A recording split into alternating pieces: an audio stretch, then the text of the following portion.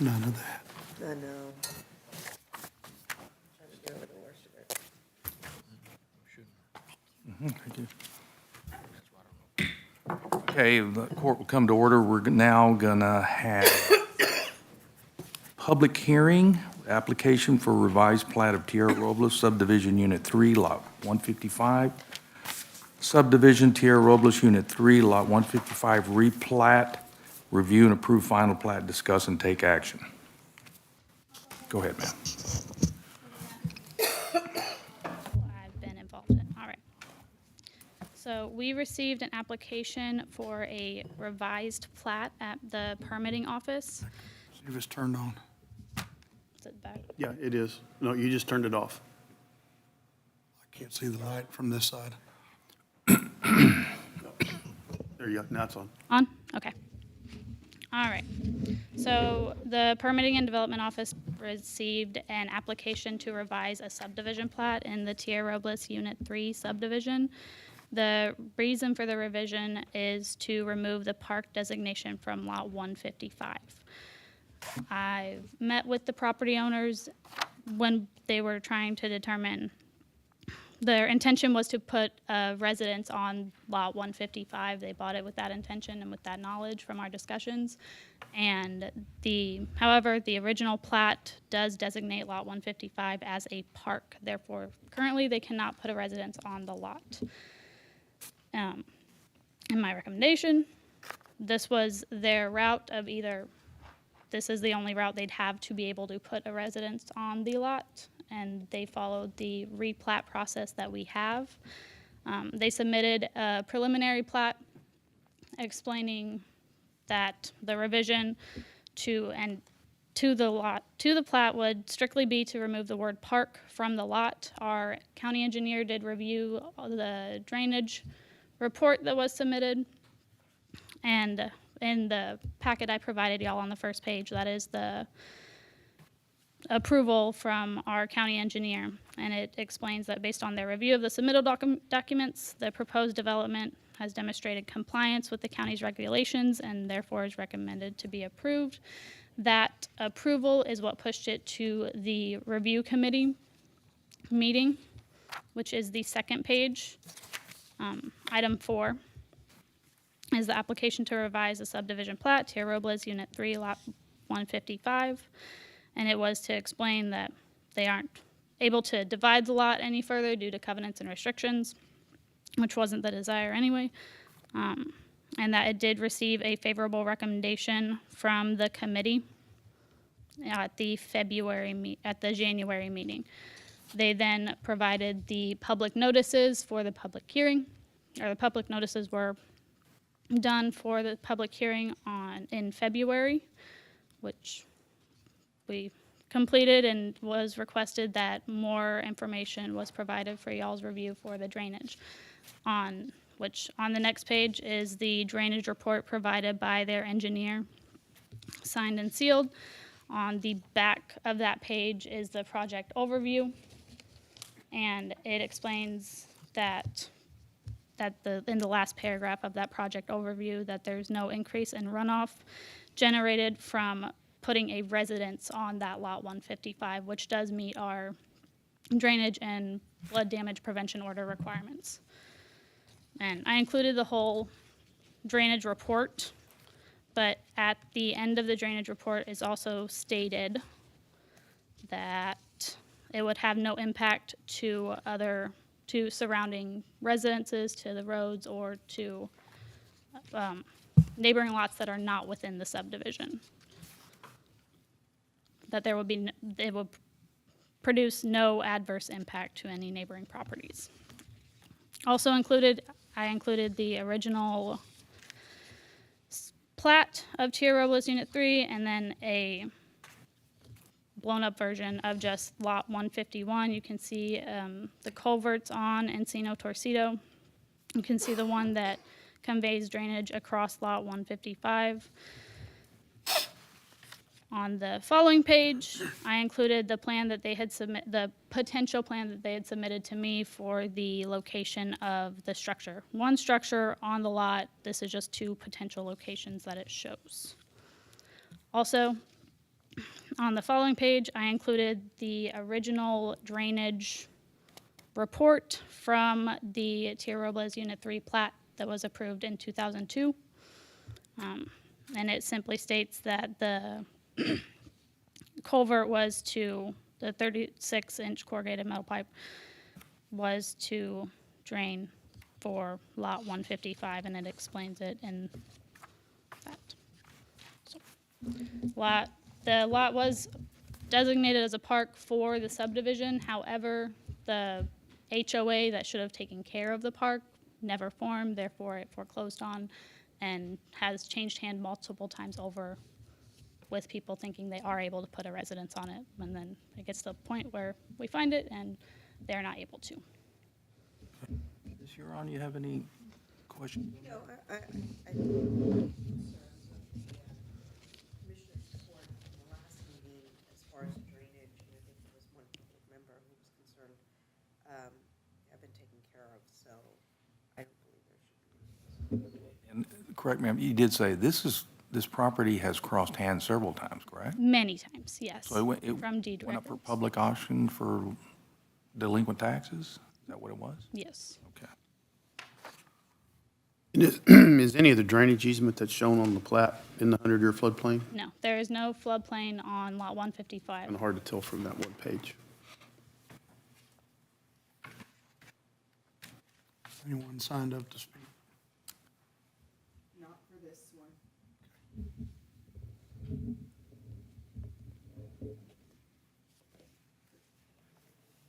If they're willing to answer questions. Yeah, are engineers here? Yeah, would y'all please come up, identify yourself, and give us a report?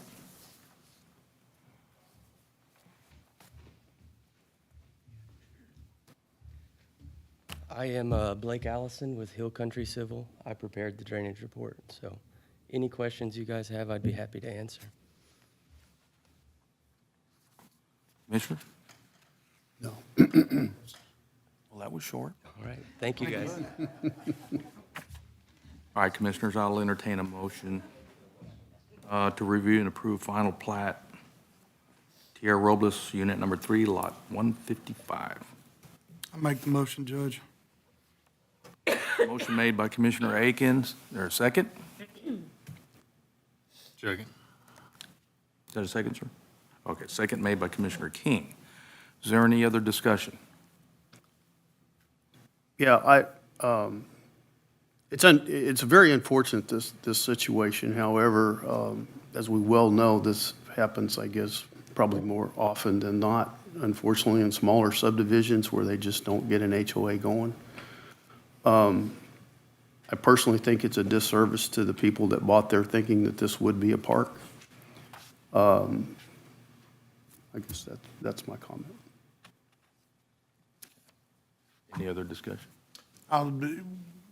This has been ongoing, and as was identified, that this property is sold many times, and of course, we go back to the basis of it's never going to be used for the intended purpose of it being designated a park, and because of that, it's something to where we're just replatted and have it be a property to where the people who've bought it most recently can do what they need to do on the property within the guidelines that are set forth. So, And we have no way of knowing a developer's going to carry through anyway. I mean, if they say they're going to make it a park and don't, we just have. well, I don't believe the HOA is functioning in that area, so.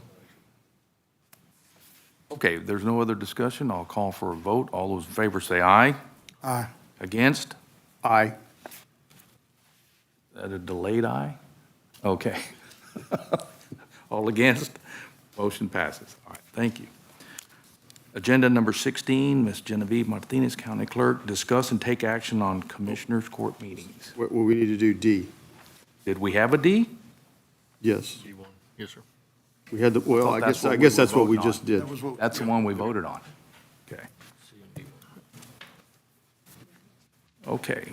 Move to agenda number 16, Ms. Martinez. And the minutes have been reviewed by the county judge and the county attorney's office. You already gave them to me. y'all want to take a few minutes to review that, I've read them.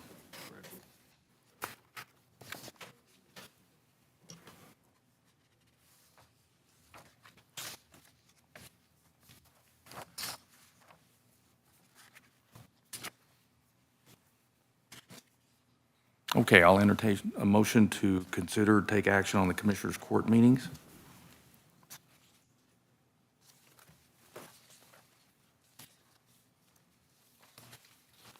Judge, I'll make a motion to accept the minutes. Motion made by Commissioner King. Is there a second? I'll second. Seconded by Commissioner Martin. Is there any other discussion? There is none. Call for the vote. All those in favor say aye. Aye. Against? Motion passes. We move to agenda number 17, item number 17. Ms. Jaylynn Bodiford, Human Resource Specialist, presentation of payroll and personnel changes. Good morning. We have 2 new employees this go-round. Chris Pettis was hired as a corrections officer for the Sheriff's Department, making $18.03 per hour, or $39,377.52 annually, effective April 5th. And Cindy Stafford was hired as the Emergency Management Coordinator, making $71,343.48 annually, effective today, April 10th. I want to congratulate both of them, especially Ms. Stafford. She's got a really hard job that she's going to have to undertake, and she's going to be very busy. Thank you. Close to it, or maybe it needs to be turned up. Agenda item number 18, Ms. Trevino, County Auditor, discuss and take action on county bills. Okay, so I have a total of bills that I've reviewed and approved for $731,471.62. Of that is one invoice for $549,000, which is the third payment to LCRA for the radio project that is being extended from the American Rescue Plan for the Sheriff's Department. And that comes out of Fund 1400. Okay. Go.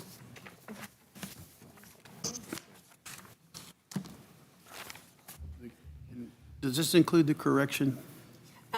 The judge's copy includes the correction, so y'all's copy doesn't, but, so for the commissioners on precinct 3 and precinct 1, precinct 3, I removed the invoices for Romco and coded them correctly to precinct 1. But your the copies had already been made, so I just printed one clean copy for the judge. Okay, so disregard the old one? For So those yours two? is correct. Well, no, I have one that I printed out. Oh, That's yes, what- disregard that.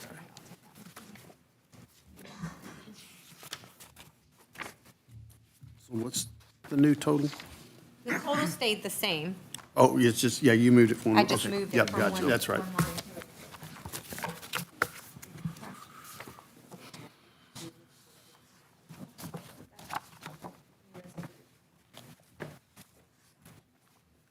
I'll make a motion to approve the bills. Second. Motion made by Commissioner Martin, seconded by Commissioner King to approve the bills. Is there any other discussion? There is none. I'll call for the vote. All those in favor say aye. Aye. Against? Motion passes.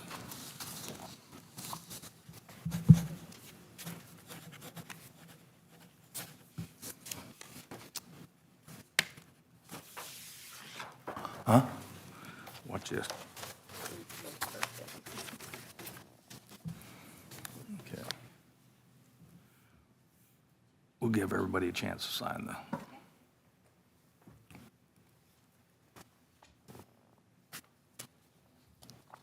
And I forgot to mention, at 10:10, I believe we went back into regular Commissioners Court.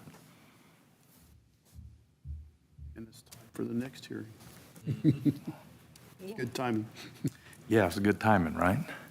So now we will recess again, our regular Commissioners Court, and we're going to go to agenda item number 19. We're going to have a public hearing, Commissioner Precinct Number 4, 19A, public hearing on placement of 2 stop signs on Eden Crossing where the road intersects Bobby Lynn Drive, and B, discuss and take action upon the installation of new traffic control devices, 2 stop signs at Eden Crossing to be located at the T intersection of Bobby Lynn Drive.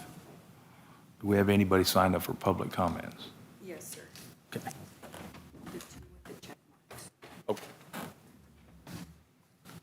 Mr. Miguel Amador? Take the podium, sir. You have 3 minutes. It's a long time, sir. We can take some time back. Good morning. My name is Miguel Amador. I'm one of the residents at the intersection that this is being proposed at. And what I heard through part of the grapevine was some kind of determination that somebody brought it up because of a near miss or accident with a school bus or kids or whatnot. I normally get up in the mornings and I observe what goes on, and a lot of people just bypass the traffic, the stop sign that's there now coming from Bobby Lynn. Adding 2 stop signs is just going to be as detrimental as that one because they're just going to run it. It's a long run out from Taylor Drive all the way down to Eden Crossing and 324 on Live Oak. Everybody's always just hauling. And if they're not going to see anybody coming into the intersection, they're going to run it thinking somebody, is going to stop on their side coming from Bobby Lynn. Well, they're sadly mistaken. If it's an issue, I see it as twofold. One is the school bus issue because they drop people off, the kids off right at the intersection, which should be maybe done up at the school bus, at the mailboxes or further down somewhere else, not at an intersection. The other one is the speeding, which has been going on for numerous years. I've been out there for 12 years now. I love it out there, and it's a shortcut. I get it from Cimarron and Whispering Oaks and or Wood Valley, Tierra Robles, and others, to go through to go to work to 181 in San Antonio and HEB in Lavernia. I understand that. However, it's not going to do anything for either one of the issues. It's just going to aggravate a lot of people that are out there. They're going to want to speed. And if I'm not mistaken, the Sheriff's Department doesn't have the resources to just plant somebody out there to continuously stop the speeders that come through there. And it's all the way from construction to our own residents to people driving through. We get a myriad of people going through there. One thing that could help to tailor it down would be maybe changing the location of where the school buses drop off and pick up the kids, out of that intersection area. And the other one, which is something nobody wants to hear here in this county, is speed bumps. And I'm not talking about the short, abrupt ones that cause your vehicle to go up and down that you think you're going to get damage from your vehicles. A good example of the ones, if anybody's been here to HEB, are the ones that are from the old Bell store to the HEB on that road. They're just long and sweeping, and those have a good effect on people where they're, they're not going to hurt their vehicles or anything or cause any accidents and stuff. And a few of those throughout the neighborhood. As soon as we finish building out Section 8, that's all the way in the back of the neighborhood, Bobby Lynn is looking to be a runway going in that direction because it's just a long stretch all the way back. And folks are just going to enjoy, speeding through there. So there's consideration for safety, one for the kids and one for the residents to slow down the speeding. And that would probably take care of some of the issues that are out there. That's it. Thank you, sir. Thank you, sir. Our next person on the list, Steve Oost. Is that how you say it, sir? Yes, sir. Okay. I'm Steve Oost. I lived right around the corner from the intersection that we're talking about in Eden Crossing. And I got to say, I pretty much agree with everything that Miguel said. I don't think stop signs are going to stop the speeders in there. I disagree a little bit. I don't think the speed bumps are going to stop them either. I think what you're going to get is hard braking and jackrabbit starts after the speed bumps. Commissioner Aiken and I had talked about this earlier, and the more I thought about it, the speeding is one issue. The children's safety, I'm thinking this school bus stops in the wrong place. It's on a major road. It's on the major thoroughfare coming through at an intersection. Perhaps maybe that's something we should be looking at that needs to go someplace else. Those school buses have to poke their nose in the neighborhood. They've got to turn around, excuse me, and go back out somehow. And that where they come in and go out is the same road. So Eden Crossing now has a loop that goes all the way through it. Move the stop off the major street. Move it someplace else. And I think that'd probably fix your near misses or problems with people not paying attention to the kids. But it's like Commissioner Aiken and I talked about, Life would be so much simpler if people would just do what they're supposed to do. Whether it's kids getting off the bus or people not paying attention to what they're doing, it would help. But I don't think the stop signs are going to fix this. But I do think looking into having Livonia move that bus stop is probably a better option for everybody all the way around and get it off the major street. Thanks for your time. I have a question, either one of you can answer, just how many kiddos are getting on and off the bus right there? I mean, is this like a congregate bus stop where parents are dropping their kids off, not just stopping at one house and picking up? Multiple vehicles that park in the mornings when it's cold or rainy or in the bad weather. They just park there. Otherwise, there's about maybe almost a dozen kids and more to come to be dropped off there to wait for the bus in the mornings. So it's considerable amount. Part of the other issue when you starting asking some of the parents that have junior high and high school kids, because those are the two buses involved here, is they get picked up at that T intersection, but sometimes they're dropped off up the road at the mailboxes, which now gets into a line of sight issue and a hill that gets there. So again, it comes back down to probably not the best place for the stop. Oh, one more thing, Your Honor. When you mentioned jackrabbit starts at the speed bumps, that's gonna triple it at the stop signs, because they're gonna come down the hill where they normally pick up speed normally. They're gonna stop, if they do stop, and then they're gonna take off like a drag strip down the road there.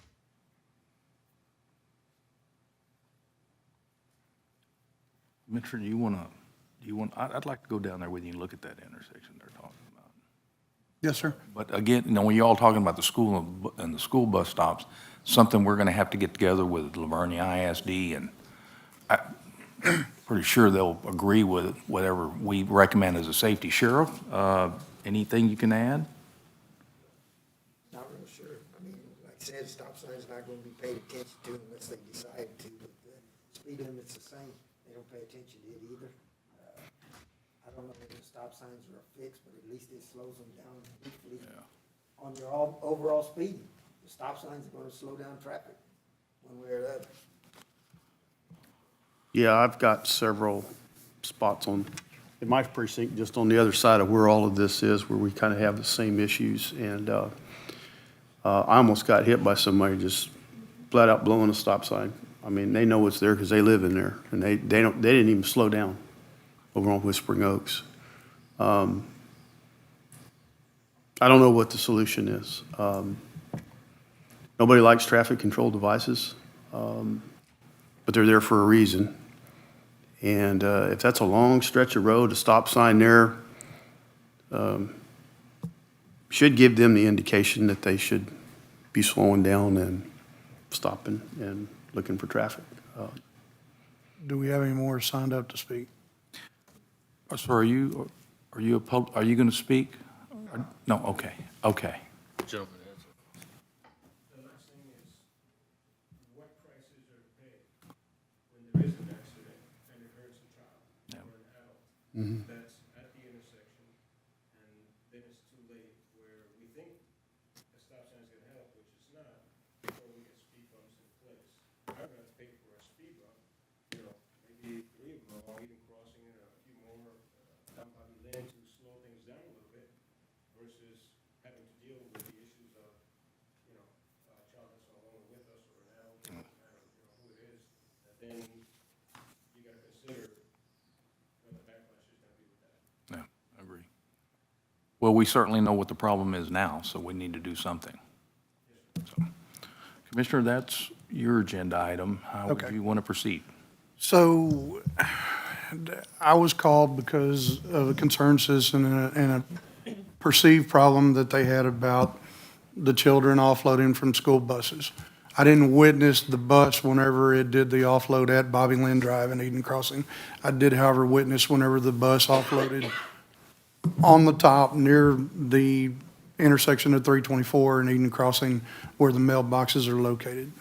And what I witnessed was there were children that weren't walking safely. They didn't choose to take, with the exception of one. One went into the bar ditch and was walking along the fence line on the proper side that he was supposed to. But the rest of the children were ambling through the street. I contacted Livonia and talk to someone at the ISD about, I don't know where the safe practices are, as far as how you teach children to get on and get off of the bus. You know, I'm bringing this up to you because it's something that I physically witnessed. And, you know, basically just started a dissertation with them about if you're not, can you, and if you do, can you further reinforce? And of course, the conversation went along the lines of, there are going to be some students that they're going to adhere to it and they're going to be able to remember it the next day and 30 days down the road. And then there are some students that aren't going to remember it 10 seconds after you tell them. That's what you're dealing with junior high and high school age students. The last 96 hours, my phone has been blown up with text or phone calls or emails to where I've had interactions with the public and asked, okay, if this is not the solution, what do you suggest? And there's been a lot of different suggestions that I felt like brought forth merit, to where maybe we need to study this longer and see if involving the school even more on getting them to take and consider, are there more appropriate places for a stop, would be something that would be in the best interest of everybody. You know, there is a big concern from people who are within this area that speeding is rampant and that it's going to be the issue that will end up hurting. And then there are others that are strongly against any traffic control devices because one gentleman brought up a study, it was a little bit old, from the late 80s, about if you put up a traffic control device, then people start anticipating it being there, so they speed faster to get to it, and then they speed after they leave it. The problem is driver attitude, start and finish. If the drivers have the proper attitude, then we can take and have it safer. But obviously, I can't control that, you can't control that. The only thing that controls that is a stronger policing presence, which is gonna be hard to take and put that on the sheriff's plate because we already have so many calls for service in a day that we have to deal with. You know, I'm willing to study it. I know that there's some people who would like to have some sort of action today, but I have not personally involved the ISD any more than what I just spoke about, and probably they would be a part of the solution. Now, I do know in talking to our emergency services partners, there was some resilience to speed bumps because of all that does is slow my ambulance or fire truck or policing unit down when we have what is a verified emergency somewhere. And, you know, speed bumps, if you don't pay attention to them, if they're built in certain ways, you will know that you didn't pay attention to it whenever you hit it. And, of course, I don't know, in putting in a traffic control device, what is your take on any liability that we would have as far as putting in speed bumps? Well, it really goes to whether or not there's a history of accidents being there, whether anybody's been seriously injured. I mean, the county's taking the proper steps by opening it up to public hearing. Right. The matter has been brought forth to Commissioner's Court. You know, you've taken note of the concerns that the public has. So, unless there's, I mean, if there is a serious injury and the stop signs would have prevented it, then yes, I mean, that's certainly something that can be brought to the county as far as county not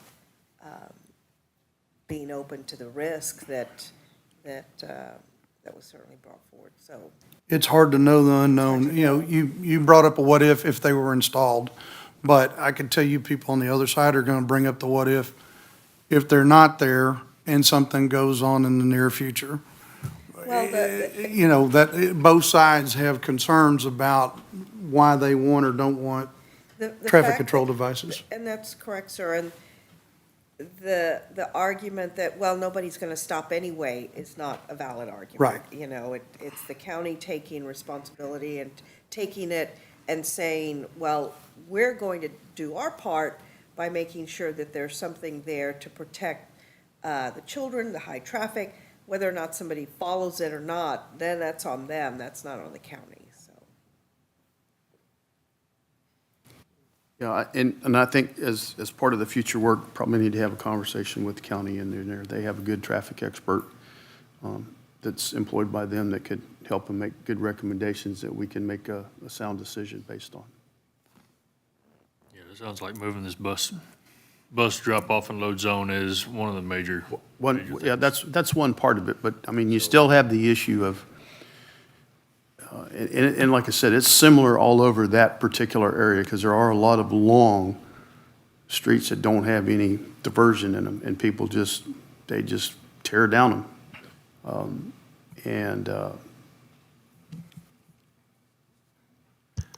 I think the first step is we need to get a hold of Livonia ISD, whoever their HR safety manager is there.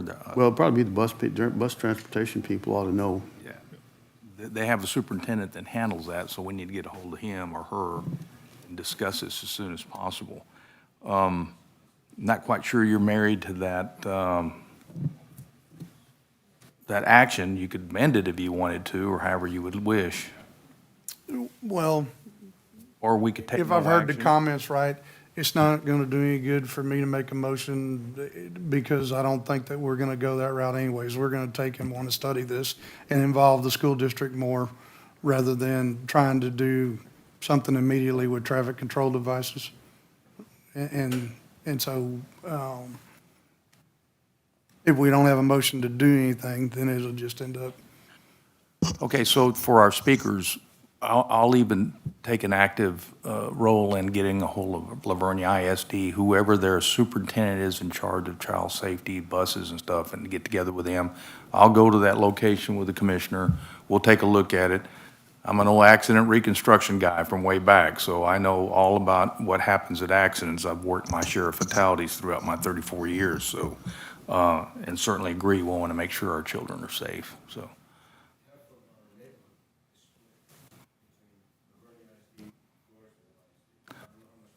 Okay. But the bus that picks up is mainly from Livonia ISD? Yes, it's a Livonia ISD Is bus. Livonia? At the intersection you're talking about, it's Livonia. Okay, okay. Now, if you talk about speeders, we got the same problem going on the backside into Well, it lends to another question. It may be Livonia ISD, but does Floresville ISD come through there? From the backside? But Yeah, no, they come- yeah, but they nowhere come- near this intersection? Yeah, they come in from the other side. Okay, okay. I just need to clarify that. Okay. All right. Well, we can, And it may be appropriate that we just need to have a conversation with them, just to find out what they're doing, and there might gain something that we can share with the others or vice versa. I don't know. well, I'm free this afternoon, so I'm probably going to head out there to look at it. Name and time. Okay. We'll get together after the meeting. Yes, sir. All right. Okay, so I think we understand for the public what we're going, so we're not going to take any action on number 19. Yes, sir. Do they have the ability to do it? The county, I can tell you they don't. Unless you want to address that, Sheriff? Do you have ability to do time-lapse studies? No, sir, no, we're gonna have. About the only, and I, No, I mean, we can certainly contract for it.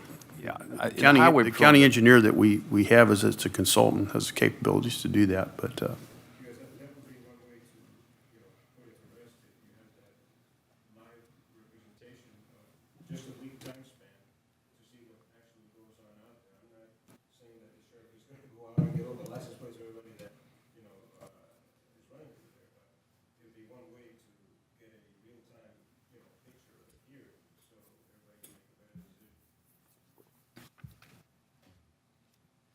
Okay, we'll take that under advisement, sir. Thank you.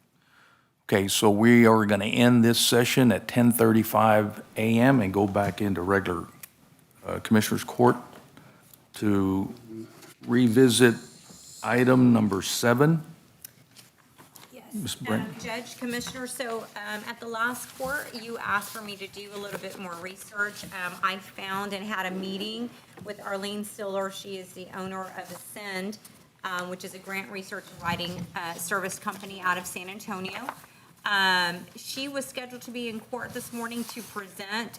We do have it up on the board. Something happened that she can't come in person, but she is available on the phone. And Mr. Holcomb has set up the phone there, Judge. If you want to just dial that number, and she will be ready for speaking. Hopefully,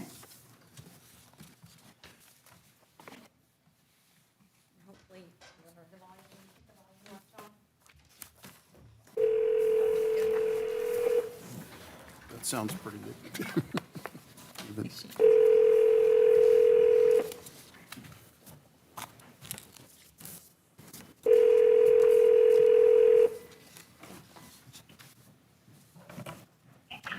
Hello, this is Arlene.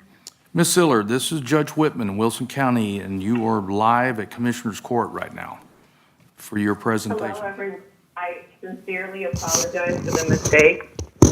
There's a big difference between AM and PM, Okay. and that was totally my fault. When I scheduled this for myself, I put PM instead of AM. So again, just apologize to all of you.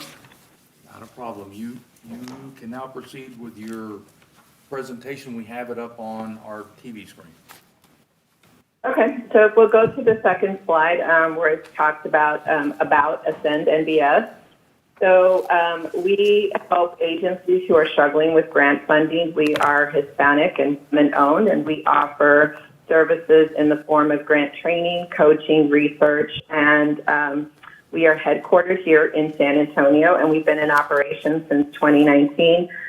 We are a certified hub and also a business enterprise with all of the different certifications that you see there. Our team consists of myself, and I have 29 years of experience as a grant research writer and reviewer. And on the reviewing side, I have done that for the federal government, for corporations, and also for family foundations throughout the U.S. And also locally within the San Antonio-Bexar County region. Our team is composed of grant writers, researchers, strategists, and reviewers, along with a project manager. They vary in tenure from 4 months to 4 years, and we have a virtual remote model that really works for individuals who are looking for a lot of flexibility. So this model really appeals to military spouses, people with disabilities. We also have many females who are either, raising children or helping with elderly parents, and they have grant writing experience. And so this model really allows them to be able to still contribute and do the work, but have that flexibility for their families. And we are what you call general grant writers, meaning that we write for all different sectors of the nonprofit area and government area. So we are also really committed to staying up to date on the trends and best practices by undergoing a significant amount of professional development that we do with different agencies all across the U.S. So we are members of organizations that support fundraisers, and in that we get professional development training in the areas of research and grant writing and fundraising in general, I will say, as well. So we work with a variety of different entities. We are on slide 4, and that is nonprofit, for-profit, K-12 higher education and government.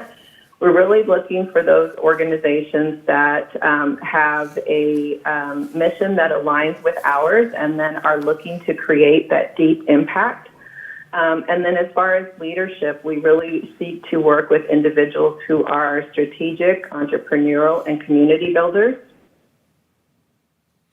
On slide 5, we have our research and writing services. So on the research side, we prospect for grant opportunities for our clients, and we do this with a strategic session with our clients where we identify keywords, geography, fields of interest, and then also their top program priorities as well as the agency's priorities in and of themselves. Sometimes our clients are looking for professional development, computers, some sort of training, things like that. So those are helpful for us to know so we can look for funding opportunities while we're conducting that research.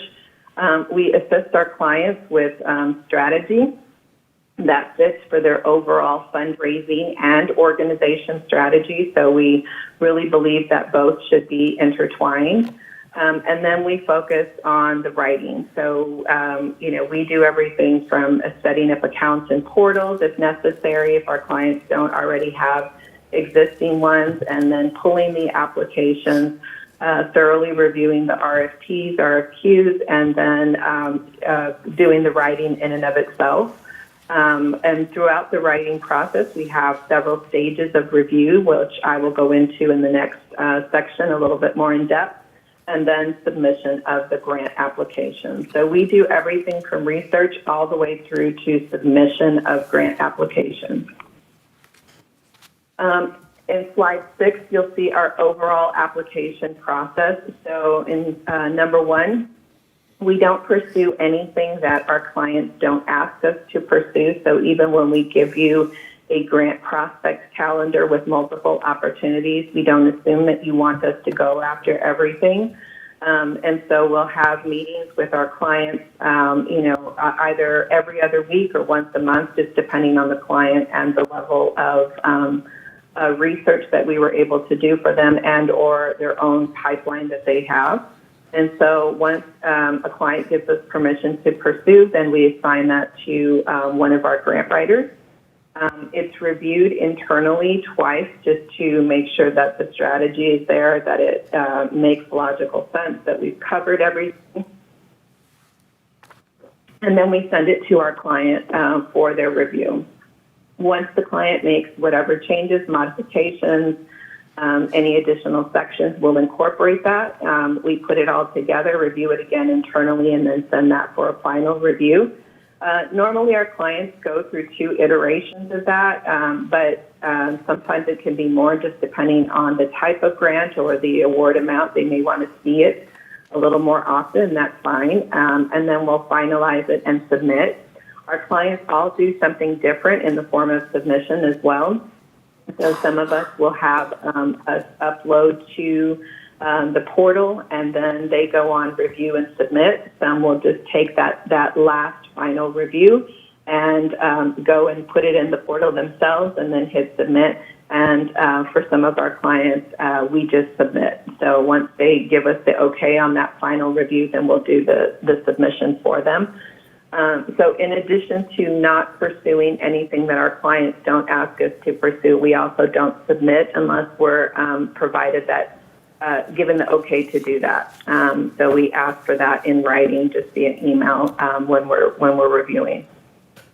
On slide 7 is just some experience that we have in different areas. It's not an all-inclusive list. It's just basically what would fit on this slide, and it shows our proven track record. So these are areas that we have not only written grants for, but have been awarded for our clients. So we do a lot of community development, as you can see. And so on slide 8, the types of grants that we write for are programmatic. They're also general operations. We've done a significant amount of disaster relief as well. Matching grants, and those can come either, from corporations, foundations, sometimes government will have that as well. Capital grants for structures, things like that, and then infrastructure grants. The funder types that we have secured funding from are government, corporations, and foundations.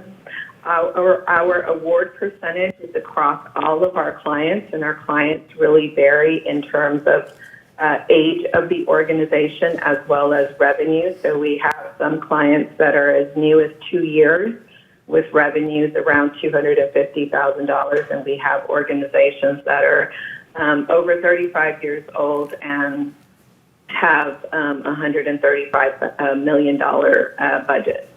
So that's sort of everything in between. And so that 46% encompasses all of our clients. We do not have it broken down by the different sectors. And the amount that we have raised since inception is $50 million year to date. We're waiting on some pretty big government ones to see if those are going to come in that we wrote in the last quarter of last year. And then our hourly rate is $125 an hour. And then the average time for most government grants will be anywhere from 25 to 60. And that really just depends on agencies. So some of them are quite expensive, very involved, and some of them not so much. And so that's why you see that big range in the hours. And then for grant research, we normally recommend about 4 hours per month, every other month for 3 months. And the reason for that is that the databases that we use, the information is put in by those funders. And so normally it goes out from, we've seen the shortest about 2 weeks to as long as 90 days, except for some of, obviously, the federal grants. Those will be forecasted, and so we'll know about those ahead of time. But for most agencies, it's about 90 days, and so that's why we recommend every other month, so that as new ones are put in and other old ones are rolled off, we'll be able to capture those in real time. And then lastly, I will stop there and just see if you have any questions. Hi, good morning. This is Commissioner Martin. So in your preliminary analysis, do you pre-score the grants to see how well we would do if we even have a good shot at getting a grant? Yes, sir. So we do what is called a three-way fit test. So we will, pull the RFP, look at all of the information that they are requiring as part of the project. And anything regarding the compliance, we make a list and we'll send it to you before we start doing any writing, and have a meeting to strategize to make sure that all of those bases are covered. And if for any reason there is something, there's always like 1 or 2 bullets where you may or may not, do that type of work. Would Wilson County be partnering with someone else who might provide those services? What does that look like? So we look at those partnerships, the collaboration, those types of things. But we do an assessment before we start doing any writing. And I didn't really see it specifically listed. Probably 2 of the areas that we're extremely interested in is help in transportation funding to improve roads, and then something to help us come up with an economic development plan. Do you have any experience in those areas? I have experience in economic development regarding the, transportation and things like that. I have done some of that, but not by itself. So when we were working with the city of Houston after Hurricane Harvey, it was incorporated into a larger part of a grant, but it wasn't a standalone, if that makes sense. Yes, thank you. All the questions. Ms. Siller, this is Hank Whitman. I've got one, so how many employees are going to be working at one time? So I see your rate at $125 an hour. Mm-hmm. Could that encompass having 3 or 4 people working at the same time? Or is it just one grant writer at a time? Yeah, so it can be one. So let's just say that in the month of July, there are 3 grants available that Wilson County would be going after. We would have 3 grant writers working simultaneously on each one of those grants, plus we'd have the reviewers and we'd have the program managers all working simultaneously at that time. If, let's say, during that same, during the next month in August, there's only 1 grant available, it's only going to be 1 grant writer, 1 reviewer, and the project manager. Okay, that support staff, the peripheral, is that $125 an hour per person as well? No, not per person, just per hour. Okay. So, if the program manager is just, let's say, setting up the project and communicating with you guys, then, we're only billed for the time that we're actually working. Okay. And I take it that you also write in your own administrative fee to each grant? It's it's in that 125. Okay, So there's no separate. okay. All right, thank you. Yes, sir. Hi, Arlene, this is Brenda Trevino. I have one question. How much advance notice is needed? Let's say the county, we find a grant that we want to pursue, and it's on a short time frame, and we have a deadline. Is there a certain amount of advance notice that you guys would need in order to work on something for us? Sure. For government grants, I wouldn't suggest anything less than 3 weeks. Ideal would be at least 5 weeks, especially if there is a lot of collaboration, because often it's hard to get some of the information from those other entities. The other thing to consider is whether we would need, letters of support or MOUs that have to be in place. Every grant application is different from every agency, and even within the agencies themselves, sometimes they will have different requirements. So I would say no less than 3 weeks. I think that's sort of pushing it for a government grant. And that's also, provided that there are a lot of things in place on your end, like budgets. That tends to be one of the biggest areas that tends to hold up our clients for these government grants, is being able to put all of that in there and put the level of detail that these agencies are looking for. I have one more question. You mentioned for governments, some of the larger grant applications could take up to 60 hours. So going back to Judge Whitman's question, let's say it's 60 hours of billable time, at $125 an hour. That's roughly $7,500 if we were looking at one major grant application. Is it often that you've seen grant applications where those administrative costs are written into the application so that there's no expense at the end to the county? No. Let me rephrase that. Indirectly, yes. Right. Oftentimes there is the 10% that you can add for indirect charges. Correct. And so we can't be a line item on a grant application. So you will see that most of the RFPs will specifically state that any costs associated with putting this proposal together is not on the agency themselves, which also means you can't put it into the budget. But where you can't account for us is in the 10%, unless you have a specific percentage that Wilson County has been given by any particular agency, because sometimes it can be above the 10% if you have a negotiated rate. Right. Okay. And so that's where you can put us in. But as a specific line item on the budget, no, you'll get dinged for that. Okay. And how do you guys bill? Do you bill at the end of once the work is submitted, once the application is submitted? We bill every 2 weeks, and we submit an invoice via QuickBooks, and then you have 30 days to pay.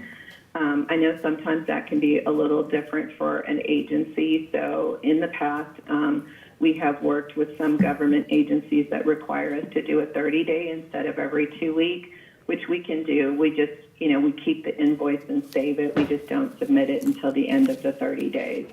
But for the rest of our clients, we do every 2 weeks.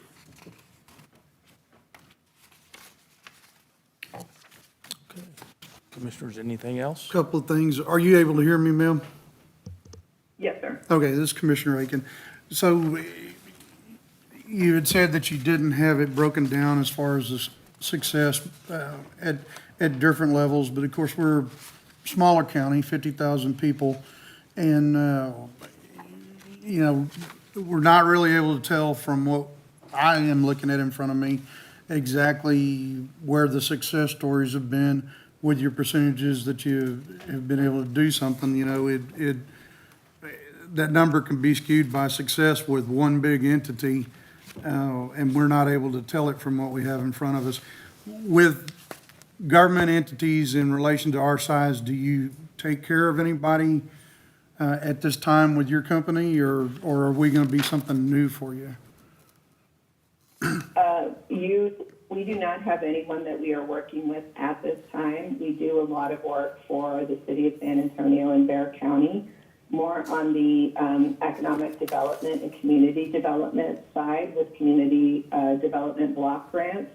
And those grants, you know, it can be just, it depends, right? So in some cases, we have worked with parks and recreation, and then also with like roads leading up to those areas where they were developing walkways along the water greenways. So we've done some work in the community development block grants for those. We've also worked with Waterloo Greenway in Austin, which is a community park. But within that, we've also had to do some environmental and roads and sidewalks and parking structures in and around there that also did not disrupt the environment. But those projects are done. So currently, right now, I do not have another government entity such as yours, but we have had them in the past and successfully have won awards for them. Okay, we're looking at, with this, if I heard right about the 2-week invoicing and 30-day payable, we of course have seen different vendors that they work solely off of the success of what they were able to bring to the county as far as monies earned. And, you know, I'm trying to get a good measurement on exactly where our expenditures versus success rate would be. You know, with the 46% that you're listing, it sounds like you may have worked with specialized entities or larger entities, but not anybody like the size of Wilson County. Not the size of Wilson County, no. And it's always been part of, you know, for instance, in disaster relief, it was addressing things like small businesses, but then also the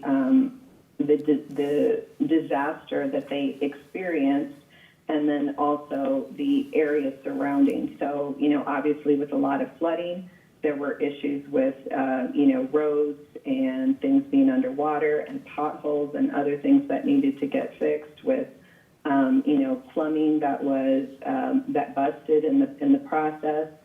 So it was all centered around issues that were affecting small business. And so the dollars raised there, it wasn't anything just infrastructure in and of itself. It was infrastructure as a result of disaster and needing to get small businesses back up and running, like in shopping strips and things like that.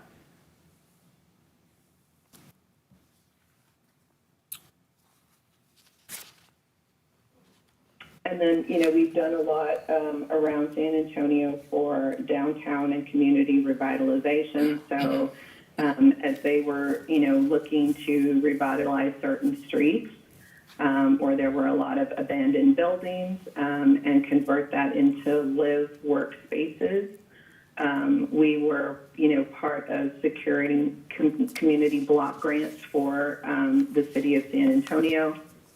In order to be able to do that and to offer special financing to small businesses, to encourage other minority small businesses in the procurement of the revitalization that would happen in those areas. So, you know, we've done that type of work as it relates to infrastructure as well.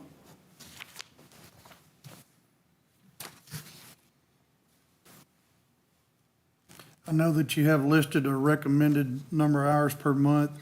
I mean, and not having, for lack of a better word, a customer our size, I'm just trying to get a feel for how much we would anticipate spending per month to utilize your services, and of course, you know, We wouldn't know that until we had a grant application that we were looking at. Because the And- number of hours would depend on how big the application would be.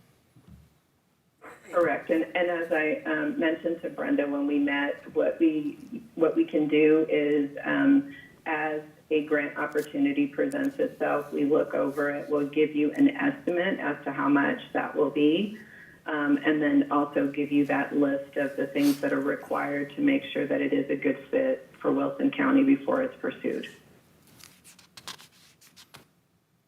this does not discuss what our affiliation would be with you as far as a contract for 1 year, or it's able to be terminated by the county whenever we choose to. What is your normal agreement whenever Yeah. you? Yes, sir. So you can terminate the agreement at any point. We just ask for you to provide that in writing. And so I did not include that here because we hadn't discussed that, all of the specifics, but you can terminate at any point. Okay, well, the agenda item is to possibly take action today on a grant writer, and so we've had multiple presentations over several commissioner court meetings, and we're trying to get as much information as possible about everybody who is submitted for the work. Sure. Okay, any other questions? No? Okay, ma'am, thank you very much for your presentation. Thank you, sir. I appreciate it. Thank you.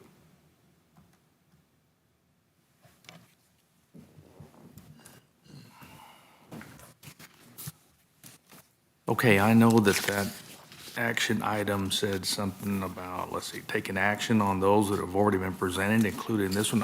Mr. Vini, my question is, if we went $7,500 a month for 12 months, that exceeds the $50,000 that we're allowed under professional, right? But we're not committed to $7,500 a month. I use that number as if we were to have a grant application that came up that took 60 hours, we would have to pay them $7,500.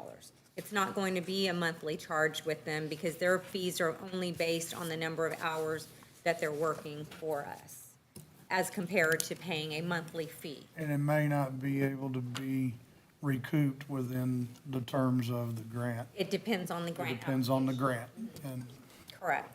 So there, I have seen in the grants that we have written here at the county level, it's probably about 50-50, where we might, where the grant applications include administrative fees and ones that don't, where we have county matching grant funds, that's where we pull the funds from. So, But I guess But- the kind of bottom line was, though, she was recommending 3 to 4 hours a month for if research. she's gonna research, So, I mean, $500 a month. 500, yeah. yeah, that's $500 a really, month if we really were nominal. going to just strictly have them research 3 or 4 hours a month. And then if a grant application came open, then, you know, Incur the rest of the cost. yeah. So are they able to work on several at a time, or does that double up the hourly rate? Is it It would be 125 per applicate, Yeah, it'd be. it'd be per application, I would yeah. imagine. Yeah. I mean, we'd have to verify that, but I would think that the way I understood her to say is once an application is identified and we give them the approval to move forward, that's when the clock starts ticking. And then if another application starts, that's when the clock Another. starts ticking for that one, and so now you're at $250 an hour for however many to do. if and then we you have multiple applications, correct? Get to the $375 if you've got 3 active working, and one of them may One of take them 2 may hours take a week, 5 and one of hours, and them one of may them may take take 10. 60, Yeah, correct. it could be, Yeah. Well, I think basically she said the same thing that a couple of the others said, was that, I mean, they'll give us an estimate, you know, what it will take. I mean, you know, they do They do this this every for a day, living, so, yeah, so, so their estimates ought to be pretty close. I mean, to me, I don't know that to me, for us, the valuation is this a grant we think we can win? It doesn't matter how much it costs to prepare it. And You know, if it's, I think we've said that as long as we can get that $500,000, we don't mind spending the 50. It just depends on where it all takes place.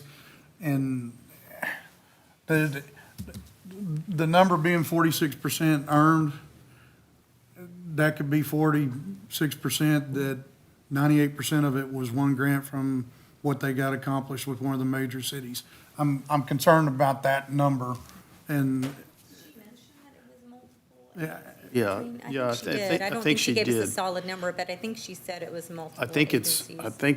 I think if I understood it correctly, it's more based on the number that they applied for. And of course, without knowing what, you know, they could have, it's just like Nikki's been working on that Talker grant for 5 years. And Yeah. it just, okay, we've applied 5 times, so now we get it, you know, and there may be a lot of that in there. I mean, that's just some things without digging really deep into it that you wouldn't know.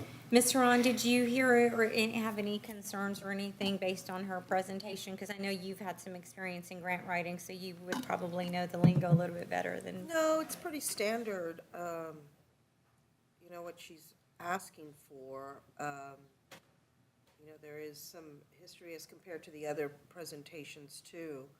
It's just a matter of what the personal preference is, but it appears to be somewhat standard for, you know, those kind of grants. It's just a matter of what the county is looking for. My thought this morning is that I would like to see Mr. Trevino go back and, you know, you've talked to some of these in more detail than we have, and I know there was still a couple of questions that I don't know you've gotten the answer to from GrantWorks and. The only other question that we were going to ask, which I have not yet, because I wanted to wait until the court heard this presentation. I think the question that Judge and I had with Hollis Rutledge, I believe, is the firm, because their standard flat fee across the board was $2,500 a month, whether they did anything or not. It was automatic $2,500 a month. So I think the question was going to be, would they consider an hourly rate? To do research or whatever we ask them To do research to and do. things like that. I don't know that they would. I've not reached out to him to find out. I will concur with Commissioner King on, you know, in terms of GrantWorks is not my first choice. You know, I would leave that. I don't know what other research you want me to do, Commissioner Martin, or questions No, to no, it would ask. just That have would all be the those, only question that those I could questions and ask, answers we you had know. last court. And just kind of summarize all that, and then if you, I mean, you're going to be the one that really is Mm-hmm. managing that, since that falls under your department. Give us what you think.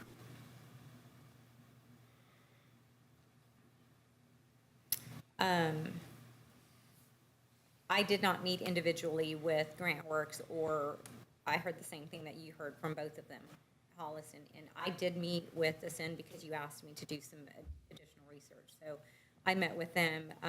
You know, I personally was impressed with their stuff. I think what I found is across the board, we're looking for somebody who's going to come and tell us, I've written all these grants for road and bridge projects. I've won this many grants for road repairs, and I don't think we're going to find anything specific for them. No. Because grant writers, like she mentioned, are grant writers in general. If you can write a grant, you can write a grant application for pretty much anything.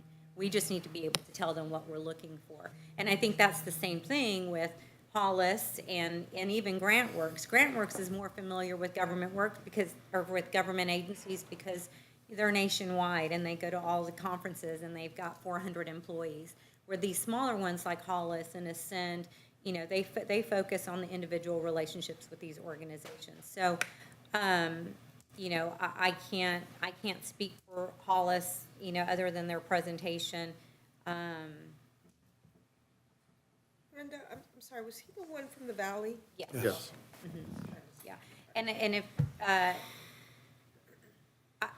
think we all had the similar question or concern was that their focus was primarily in the municipalities in the valley for the cities and that sort of thing.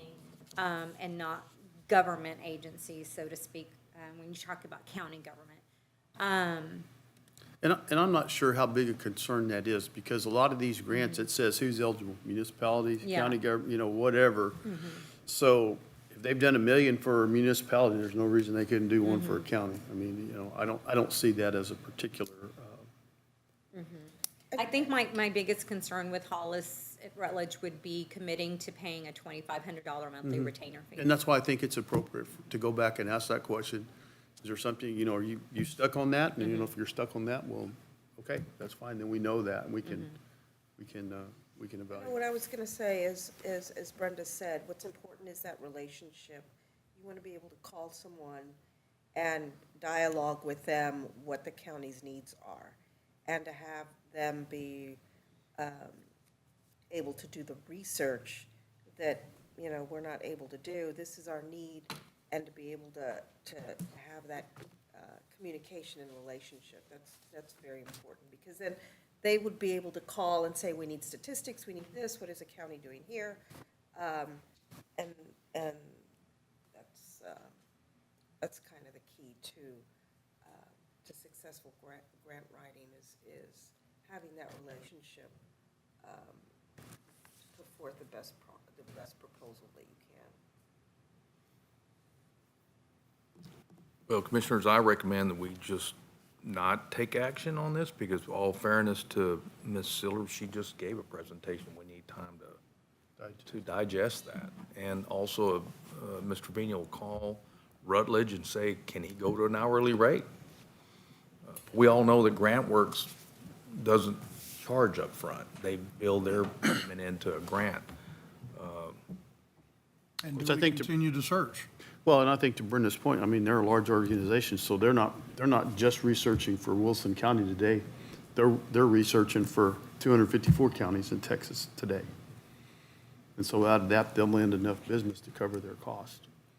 But I think there is some advantage to working with a smaller company, because you kind of, quote, get to know everybody. If there's only a handful of people, you get a little bit, maybe a little bit more personalized service. And I don't think with any of them, if something goes awry, it's not going to be hard to change and do something else, so. All right, my recommendation, we take no action on that one right now until we get a little bit more information with those two other entities we know where GrantWorks is at, so. Okay. I think that puts us down, doesn't it? All right, this brings us down to our adjournment. Item number 20, I'll entertain a motion to adjourn. I'll make a motion to adjourn. Motion made by Commissioner Martin, second by Commissioner King. All those in favor say aye. Aye. Against? All right, we are adjourned.